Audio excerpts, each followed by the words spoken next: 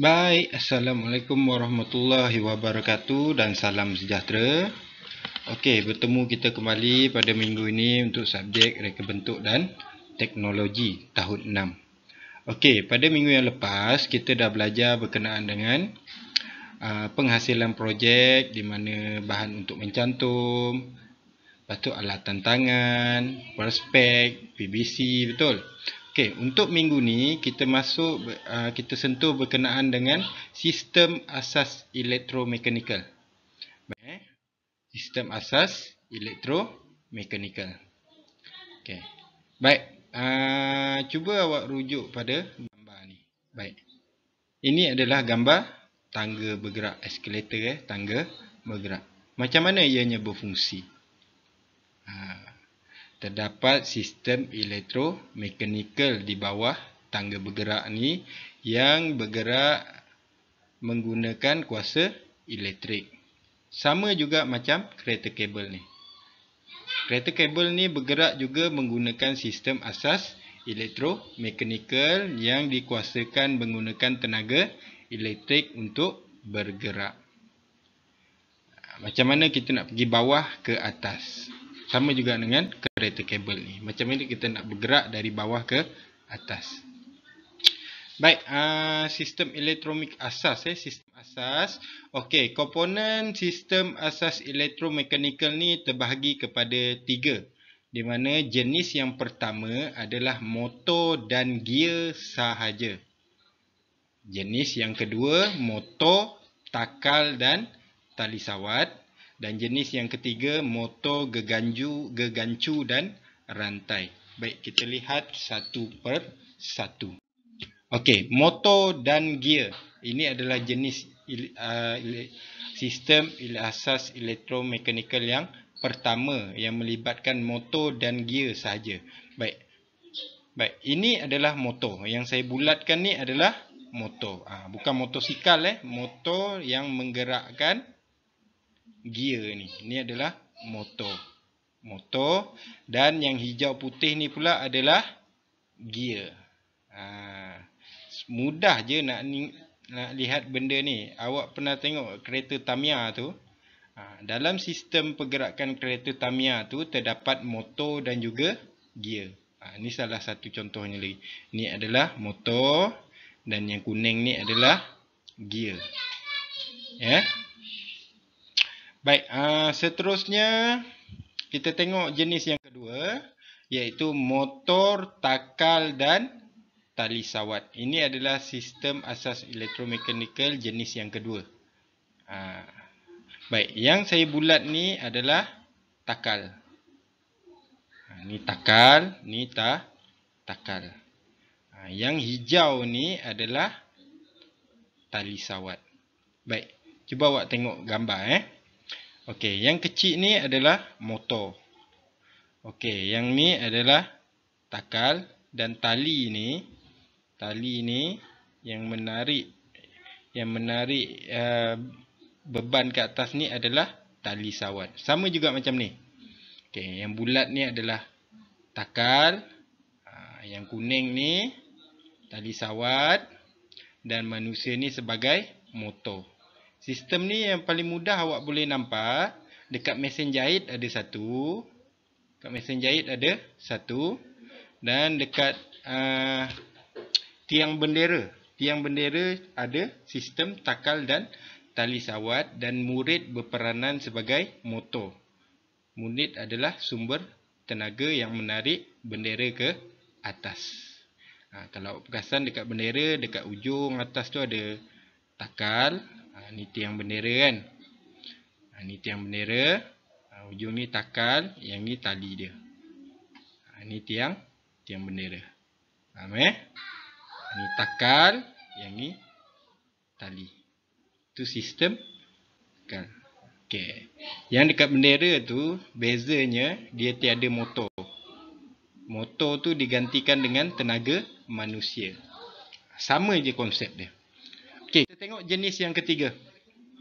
Motor gegancu dan rantai. Baik, awak lihat Okey, ni adalah motor. Okey, ni adalah gegancu. Yang hitam ni adalah rantai. Sama juga dengan motosikal. Okey, yang saya bulatkan ni adalah gegancu, yang warna emas ni adalah rantai, enjin motosikal ni adalah motor, di mana ialah yang menggerakkan gegancu untuk menjalankan rantai ni. Jadi kita ada 3 jenis. Paling mudah awak nak lihat contoh motor gegancu dan rantai ni pada motosikal lah. Yang bulat ni gegancu, yang warna emas ni rantai, dan enjin motosikal tu adalah dia punya motor. Jadi ada 3 jenis sistem asal elektronikal, di mana yang pertama adalah motor dan gear, yang kedua motor, takal dan tali sawat, dan yang ketiga motor, gegancu dan rantai.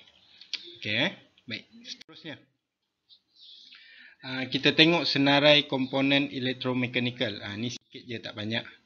Okey, ni yang kita bincangkan tadi. Dia ada beberapa komponen, di mana yang pertama kita ada motor. Motor. Apa fungsi dia? Menukarkan kepada elektrik kepada tenaga kinetik. Tenaga elektrik ditukarkan kepada tenaga pergerakan. Kinetik ni tenaga pergerakan. Contoh kipas, daripada tenaga elektrik, awak on switch tu tenaga elektrik, dia pergi dekat tenaga elektrik tu mengalir dekat kipas, kipas akan berpusing. Pusingan tu adalah tenaga kinetik. Faham Contohnya pada kren. Kren yang angkat barang tu, dia naik dan turunkan cangkuk. Okey. Yang kedua adalah takal. Takal adalah mesin ringkas yang menyambungkan tali sawat. Dekat kereta banyak ni. Dekat kereta, dekat bendera, dekat kereta kabel. Dia ni adalah roda yang menghubungkan tali sawat tu. Tali sawat tu berpusing, dia pakai takal. Kalau pakai rantai dia pakai gegancu. Kalau tali sawat dia pakai takal. Faham Dia beza. Kalau rantai pakai gegancu, kalau tali sawat pakai takal. Okey, ini yang seterusnya adalah tali sawat. Fungsi dia menghubungkan dan memindahkan tenaga kinetik dari takal pemacu kepada takal dipacu. Maknanya dia pindahkan dari takal yang pertama tu, dia pindahkan tenaga kinetik tu kepada takal yang kedua. Sama macam motor skuter. Motor skuter dia tak pakai rantai, tapi dia pakai takal dan tali sawat. Gegancu cuba awak tengok ni, saya akan lukis. Okey, ini adalah takal yang pemacu. Ini adalah takal dipacu. Okey, ini adalah tali sawat. Ini sistem jenis yang kedua pada motor skuter. Motor skuter dia tak pakai rantai dan gegancu. Motor skuter dia pakai takal dan tali sawat. Ini adalah enjin. Okey, tenaga elektrik dia pergi kat sini, dia jadi tenaga kinetik. Tenaga elektrik ni pergi kat sini, dia jadi tenaga kinetik. Tenaga kinetik sini dia mengalirkan tenaga elektrik pergi kepada takal yang dipacu, dan takal yang dipacu ni akan menggerakkan roda. Roda tu akan berpusing lah. Jadi motor berjalan. Faham Itu adalah takal, tali sawat. Okay. Konsep dia sama juga. Gear ni mengurangkan dan menambahkan kelajuan serta memindahkan tenaga putaran syaf pada sudut tertentu. Okey, cumanya bezanya gear ni lagi kecil dia lagi tinggi kuasa dia. Lagi besar dia lambat kuasa dia. Dia tak macam takal tadi. Takal tu hanya sebagai perantara. Tapi gear ni awak boleh ubah kelajuan. Gear selalunya dia partner dia dengan rantai ni lah. Rantai pula menghubungkan pergerakan gear pemacu ke gear dipacu. Ni sama konsep dia macam tali sawat tadi. Tali sawat.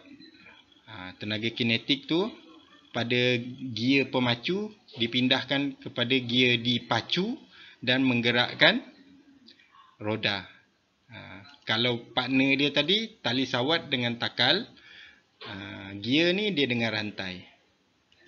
Okay. Seterusnya gegancu. Gegancu ni kalau awak boleh nampak lihat ni, gegancu ni pada motosikal lah selalunya, ataupun basikal awak kan, dekat pedal kayuhan tu kan ada gegancu. Itulah contoh dia. Faham? Okey, seterusnya bateri. Bateri ni adalah bahan yang membekalkan tenaga elektrik. Selalunya kalau kita buat projek nanti, kita pakai motor. Contoh kita buat projek crane kan. Kita ada motor, takal, tali sawat. Crane kan guna takal dan tali sawat. Jadi sumber tenaga dia untuk menggerakkan tali sawat tu adalah daripada bateri. Kita guna bateri. Faham Kemudian mesti ada pemegang bateri untuk pegang bateri. Pemegang bateri ni untuk pegang bateri supaya tak bergerak. Kemudian kita ada wayar untuk mengalirkan arus. Daripada bateri ni dia akan alirkan tenaga elektrik kepada motor. Motor akan gerakkan takal pemacu dan memindahkan tenaga kinetik kepada takal dipacu. Faham Ini nanti awak akan buat projek nanti. Projek nanti awak akan lebih jelas lah fungsi dia, dia punya macam mana dia punya konsep, macam mana dia punya progres, macam mana dia punya perjalanan pemindahan kuasa antara gear, gegancu, rantai, takal, tali sawat tu. Ini memang mudah. Awak buat projek nanti awak akan nampak. Okey. Dan yang terakhir adalah Swiss. Swiss ni adalah menyambung dan memutuskan litar. Kena ada Swiss. Macam lampu kan, lampu kat rumah kan. Lampu kat rumah tu awak tekan on, menyala. Off, tutup lampu. Kalau awak tak ada Swiss, dia menyala 24 jam. Berlaku pembaziran elektrik. Okey, ni gambar Swiss 2 kutub. Ataupun double pole and double throw. Swiss 2 arah lah. Tolak. Faham Kalau yang jenis tekan tu kita panggil button Swiss tu, itu Swiss tekan. Nanti kita akan tengok awak akan pakai Swiss jenis yang macam mana. Kalau dekat makmal sains, selalunya kita akan gunakan Swiss pisau. Swiss pisau Okey, tugasan. Tugasan awak untuk minggu ni mudah. Awak bina jadual seperti dalam gambar ni. Okey, bina jadual dalam gambar ni dan lengkapkan nama komponen berserta dengan fungsi dia. Mudah kan? Buat jadual, lepas tu dalam jadual tu bilangan, nama komponen dan fungsi. Awak kena lakar, awak kena lukis ni komponen ni, kemudian awak namakan dan awak tulis fungsi dia. Buat dekat mana? Dalam buku nota RBT.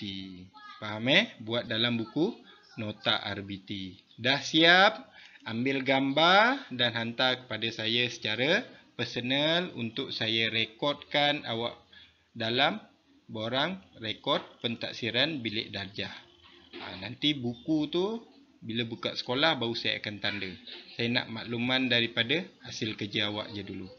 Dalam masa 2 jam sehingga habis waktu macam dalam jadual tu, saya apa-apa benda nak tanya awak boleh WhatsApp ataupun Telegram saya secara personal.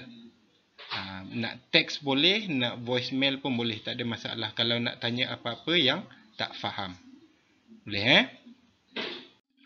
Okey, tugasan yang kedua. Dia ada 2.